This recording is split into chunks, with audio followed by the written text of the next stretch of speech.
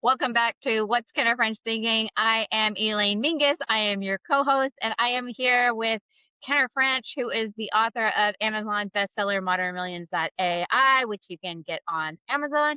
He is also the head honcho at Vast Solutions Group, and he also runs the Vast Vault, which is a community of people who would like to make millions, save millions, and protect millions. And today we're going to be talking about saving millions.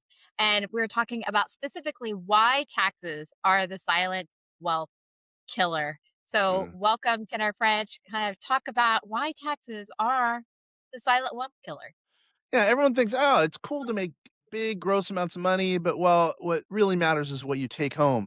So, I'm a huge advocate of artificial intelligence, so I'm gonna say use artificial intelligence to increase your net income at the same time lowering your tax liability. Artificial intelligence can help you.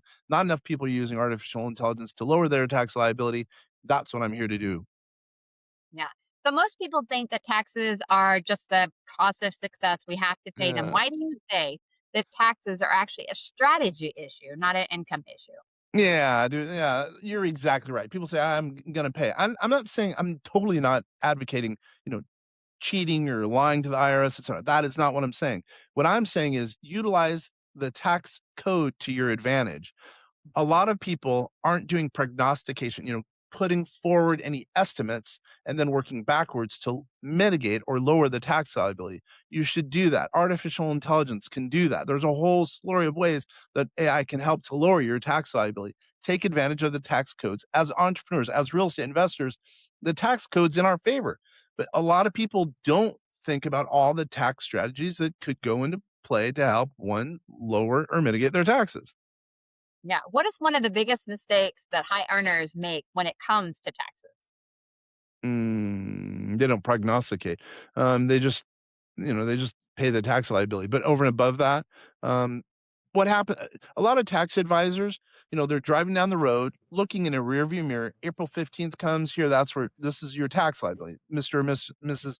Entrepreneur, Mrs. Rich person. Write the check now. Well, that's the same thing as driving down the road looking in a rearview mirror. Oh my gosh. Well, no, you need to prognosticate what your tax liability is going to be and then work backwards to figure out what you need to do to lower the tax liability. Now, I'm going to even mention this. I'm a fintech guy, right? I have CPAs, I have EAs, tax attorneys who work for me.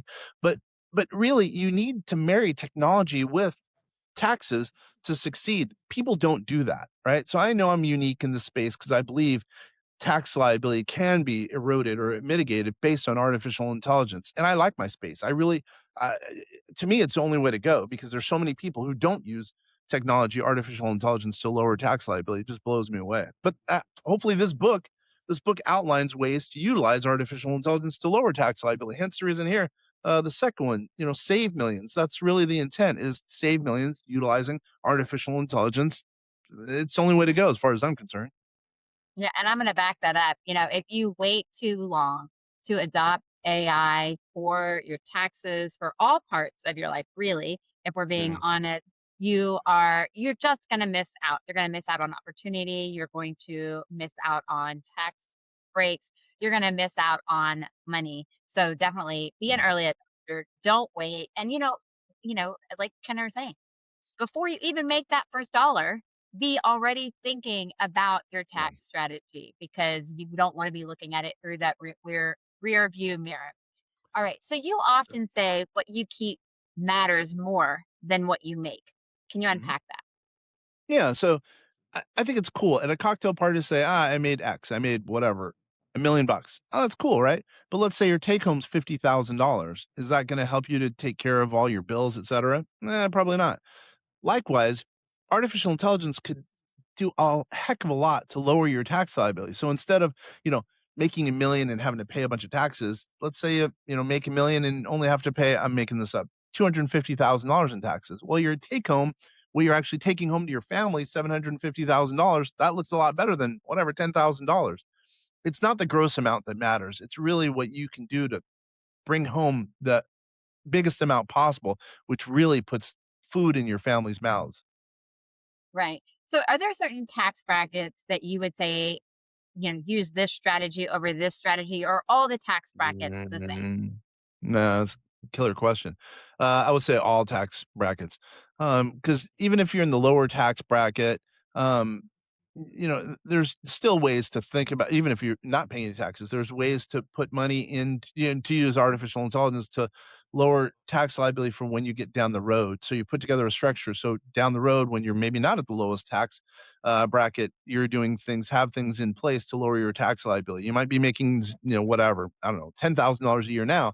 Who knows when you're making $200,000 a year? If you get things in place today, you might be able to lower your tax liability down the road. And you've got your book in front of you. Can you kind of tell me, when it comes to saving millions, what is your favorite piece of advice in the book, or what's your favorite chapter? Yeah, I'm gonna say that's a killer question. Qualified plans. A lot of people don't use qualified plans. We ran this model years and years ago, trying to figure out what was the most missed deduction, and it was qualified plans. I mean, I'm gonna go specifically and say IRA, individual retirement arrangement, 401k, profit sharing plans, cash balance plans, defined benefit plans.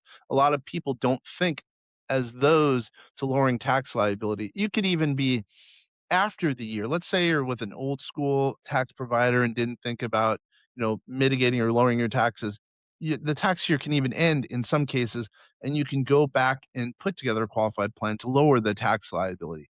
The AI model came up with that. Think about it. That shows how our AI model and a lot of AI models down the road are going to be thinking. They're thinking outside the box of things to mathematically data oriented to lower tax liability that people, humans, aren't thinking about. Because there's no way a human could look at, our tax code. Supposedly it's big enough, it's got enough files that it fills up a room. Well, think about that. I mean, paper files to fill up a room. So think about that. There's no way a human can know about what's going on in a room full of paper, right? I don't even know. I don't even know how many pages it is anymore, right? So just think about it. A computer can. So a computer can real quickly ruffle through all the pages to figure out where a tax loophole is being missed by an entrepreneur. Mhm, mhm.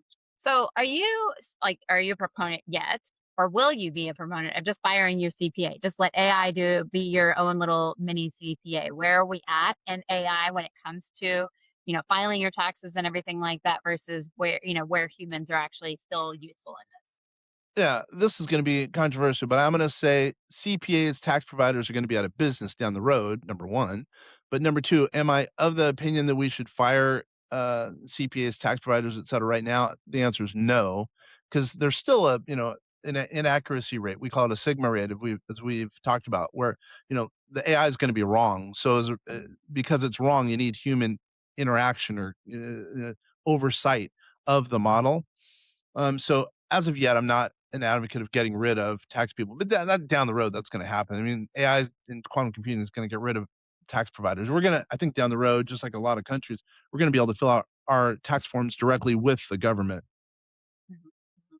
So I'm sure there's some CPAs listening that are angry or pissed off, or maybe like, oh my gosh, what is going to happen to my job? How am I? They're starting to freak out because they are seeing AI really take root in their industry. What is some of your advice for a CPA listening?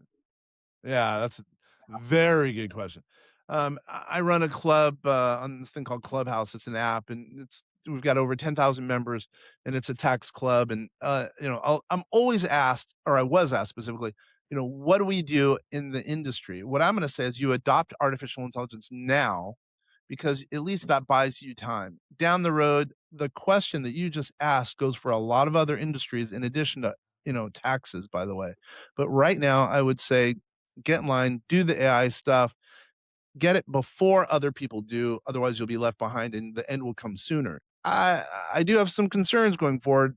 There's going to be a lot of jobs are going to be taken, but I will also say there's a lot of jobs that are going to be created by artificial intelligence. But even over and above that, if you're creative in using artificial intelligence in such a way, it will help you to succeed. And who knows, maybe that could help you get into something else, which might, work down the road. But we're in an interesting time. This is a experiment that's it's being lived out right in front of our eyes. It's just crazy. But I would say get involved in artificial intelligence now. You'll be better off. I agree. I agree. So I'm really interested. I know that you work in kind of the city government sphere, trying to Mhm. introduce AI into the city government. And you're kind of saying that maybe one day we'll be able to just file our taxes using AI or directly with it, that we'll be able to kind of when do you think that's going to happen? And what are some of the maybe the problems that we will be facing when it comes to privacy or Mm. leaking data or anything like that? And how can we overcome those? Oh, smoking good question. When do I think we'll be able to file our taxes directly? Well, our government's pretty slow, but because it's so big, but without a doubt, within the next figure 20 years. I mean, I'd be shocked if that's not the case because we could do that now, by the way. But our government's so big. So number one, I'm willing to go on record and saying within 20 years we'll be able to file directly, even if you're an entrepreneur, et cetera, et cetera. That's number one. Now the question about the second question, that's a harder one. Um, um, yes, I do work for artificial intelligence in helping the city to be better off. I live in Bainbridge Island, so that's that's that's a big component of what I do. It's what I'm getting bigger and bigger. So many people are asking me about artificial intelligence on the island, how it can help their business, how it can help with taxes, et cetera. Um, I think that there's going to be ways that the city, not only our city, but other cities can adopt artificial intelligence, but at the same time, yes, there are some privacy concerns. And I think that's going to be an ongoing battle that's going to take years to play out because everything's so new as far as artificial intelligence. But it's going to be fun to watch and see what happens. But what I would say is artificial intelligence should be used by cities to help the citizens lower costs, make information more efficient, et cetera, et cetera. All the cities that do adopt artificial intelligence will be happy that they do so.